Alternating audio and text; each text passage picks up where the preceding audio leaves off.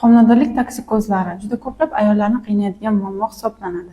Bunda ishlatiladigan asosiy preparatlarni ko'pchiligimiz bilamiz, lekin bu ba'zilarda effekt beradi, ba'zilarda esa yo'q. Ya'ni Normdox yokida Seroquel, metoclopramid shunga o'xshagan dori vositalari. Lekin toksikozni keltirib chiqaradigan yana bir faktor bor, bu keton tanachalari.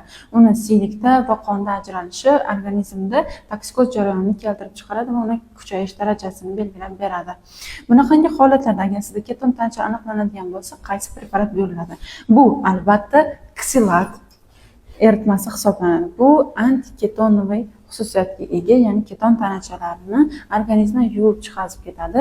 Ko'pincha biz bemorlarga, ayniqsa o'sha homilador bemorlarimizga buyuramiz 400 ml miqdorida.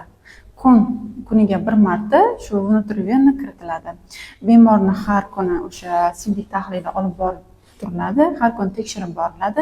Nech plyusligiga qarab, shunga qarab qolgan taktika lecheniasi